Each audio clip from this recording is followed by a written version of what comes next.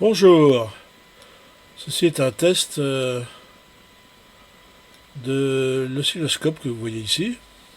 D'accord, j'espère que ma souris est bien enregistrée. Ouais, a priori oui. Hein. Donc, oui, je sais pas. Oui. Ceci est donc le test d'un oscilloscope que de la marque Quimat que j'ai acheté il y a 2-3 ans maintenant, 2 ans et demi, 3 ans, pour faire de l'électronique et gérer des Arduino. Mais aujourd'hui, je vais le tester pour voir s'il est capable d'analyser en sortie d'un synthétiseur Behringer Pro One. Voilà, le Behringer Pro One. Donc, j'utilise pour ce faire l'oscilloscope, et puis j'utilise pour l'instant, tout bêtement, le câble qui est livré avec l'oscilloscope. J'ai commandé un câble BNC, prise BNC, et prise jack en sortie. Donc ça me permet, pour l'instant, je sais où est la main, je sais où est le plus. Donc grâce aux pinces crocodile, ça me permet quand même de faire l'analyse que je voudrais vous montrer. L'analyse entre guillemets, mais vous montrer la petite démo, voilà. Je vais utiliser la sortie mixeur parce qu'elle est analogique, elle. Donc contrairement à une sortie, je vous montrerai tout à l'heure, je vais vous montrer tout de suite. Je vais allumer le... Hop. J'allume l'oscilloscope. Il y a peut-être un peu beaucoup de lumière en direct dessus, je sais pas.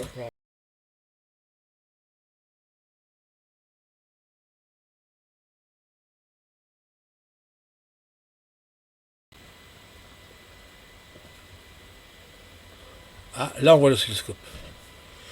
Là on le voit plutôt bien, je ne sais pas pourquoi. Par contre j'ai mis vachement fort, ça m'embête un peu. Ça me fait vraiment très mal aux yeux.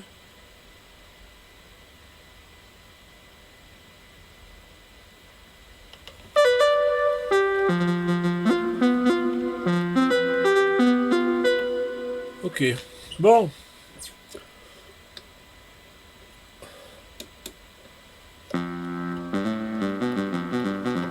Alors, cet oscilloscope, si vous voyez, je suis là, ça fonctionne. Je vais le mettre par exemple sur ma sortie casque. Il ne s'est pas analysé, c'est une sortie numérique. Et la sortie audio, il ne sait pas l'analyser non plus. Ceci dit, il sort peut-être pas. Il n'y a aucune fréquence. Alors par contre, là, la sortie, ce qu'on appelle la sortie mixeur, est une sortie analogique. Donc elle t'envoie réellement, enfin elle reçoit réellement les valeurs de. Vous voyez,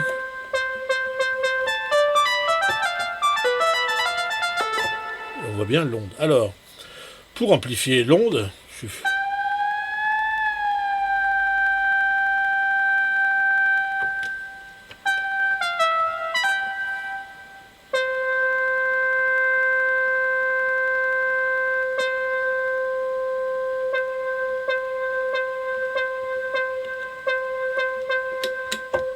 on va remettre l'appareil en mode standard, voilà.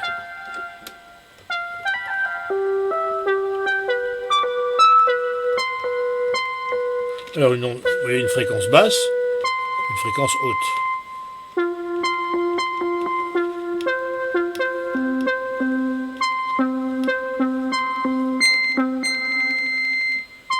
C'est toujours la même note, hein.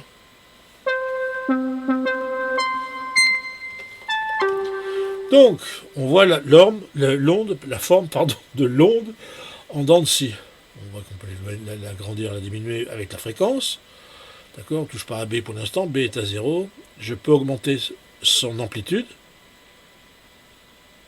D'accord.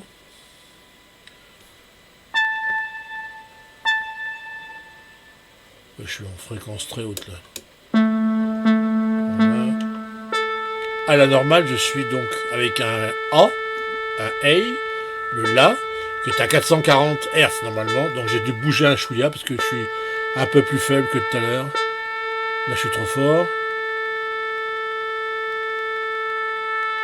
439, 560. 439, 560.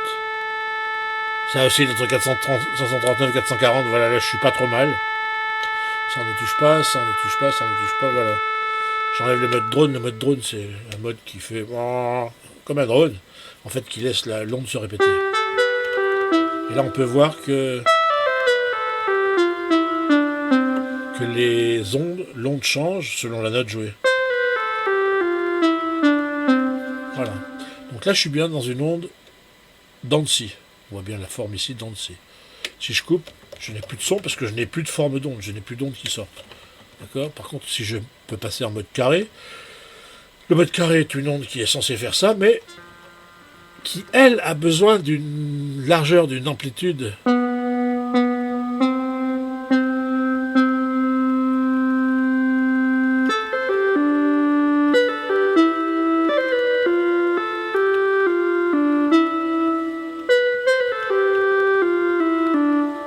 Voilà la différence de son. Il y en a une qui est qui attaque plus. Je ne touche pas aux autres réglages. Mais on voit bien la forme de l'onde carrée. Donc c'est pas une bêtise. Plus de bruit, plus de bruit. Je vais mettre l'oscillateur B en route. Je coupe l'oscillateur A. Et on va voir s'il me fait les mêmes ondes. Ah bah tiens, on voulait une onde triangulaire, pardon, pas triangulaire, une onde dents de scie.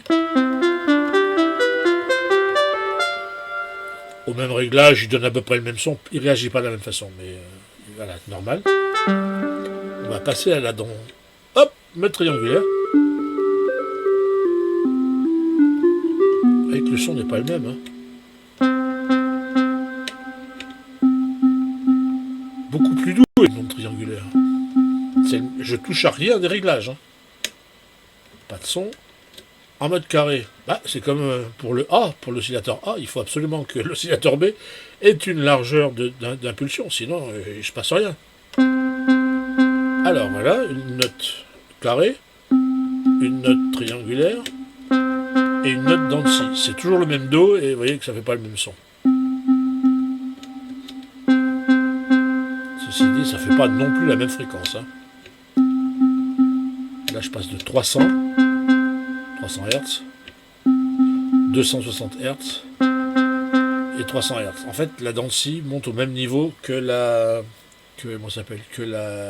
fréquence dite carrée, la fréquence pulse, ce qu'ils appellent la pulse frequency. Voilà. Donc, on va jouer. Je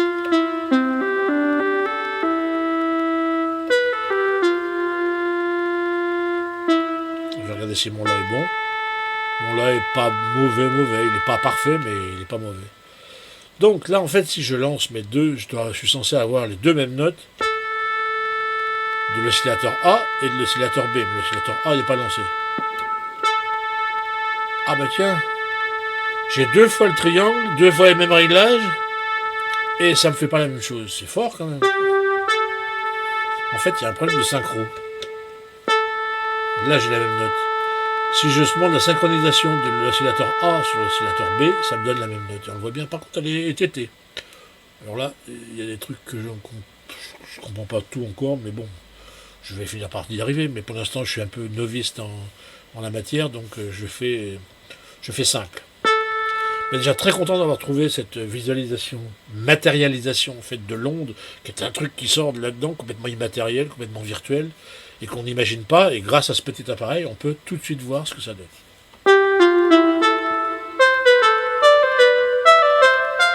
Ça sert à la compréhension quand même, non? Voilà. Je ne voulais pas vous en montrer plus, c'est pas la peine d'aller plus loin. Bah, c'est tout. Après, vous allez voir, on peut faire plein de changements en fait. Je continue une deuxième phase, une partie 2 peut-être.